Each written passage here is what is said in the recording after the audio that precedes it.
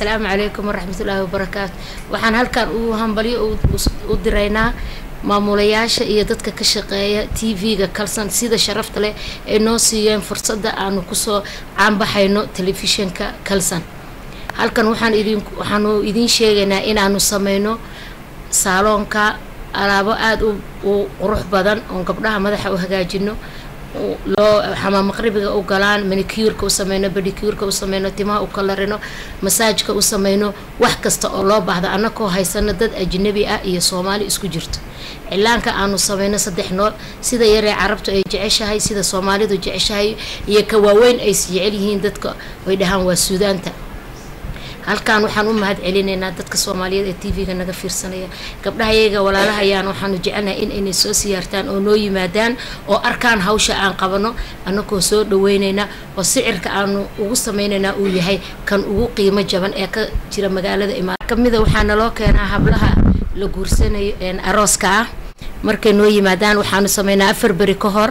ayaanu u sameynaa xamaam maqribi facial baanu sameynaa timahan u hagaajinaa waan soo celinaa maalin labaad wixii ka dhiman baanu sameynaa waanu dhameystirnaa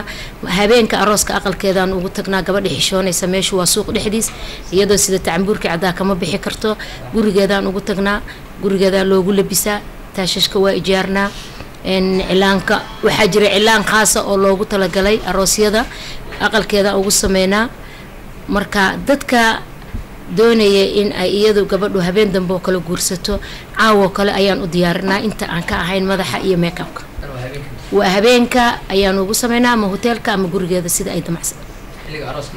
xilliga arooska markii la gaaro maalinta todobadana sidaas oo kale aqalkeedaan ugu sameynaa oo ku hagaajinaa toddobabaxa iyada oo gabar kasto aroos oo noo timaado maalinta toddobabaxa ay free tahay ama free ugu sameyno wax allaaliye waxay jeceshahay inaan u sameyno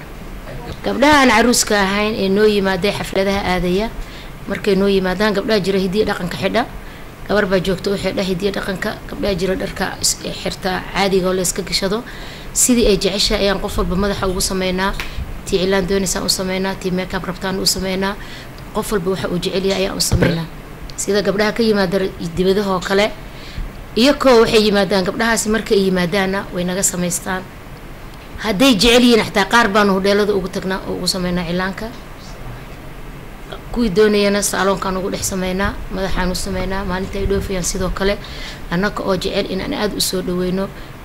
gabdhaha Soomaaliyeed ee dalka iyo dibadda iyo meel kasta ka yimaada oo qiimo jaban waysan nacaynin inoogu soo noqnoqonaan ugu sameeyay waxaan ku soo dhawaaqay Kalsan TV marka hore aad baa mahadsantahay dhamaan waxaan salaamayaa shaqaalaha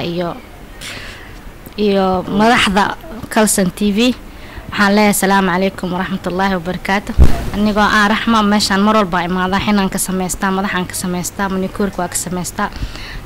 isbuuciina 2 jeer ayaa imaada si fiican waa lii dhaqaaleeyaa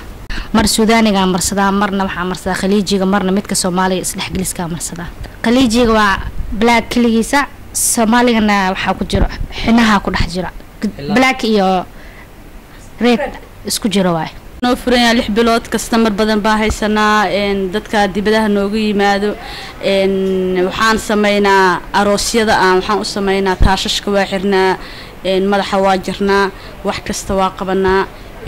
lugaha waa sameynaa gacmaha wax kasta waa sameynaa afrikaanka waa u shaqeynaa carabta waa u shaqeynaa Soomaalida businesskeena wuxuu ku xiran yahay qaasatan dadka dibadda ka yimid dadweynaha Soomaaliyeed waxaan u sheegayaa balanteenu waa hilaac shaqadayadu waa 10 subaxnimo ilaa 12 habeenimo haddii ay jirto wax daruuri oo naloo baahdana waqti kasta diyaar baan waana la helaa. Hello, good evening to everybody. I am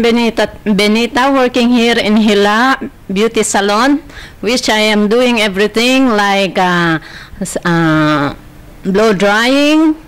washing the hair, Moroccan bath,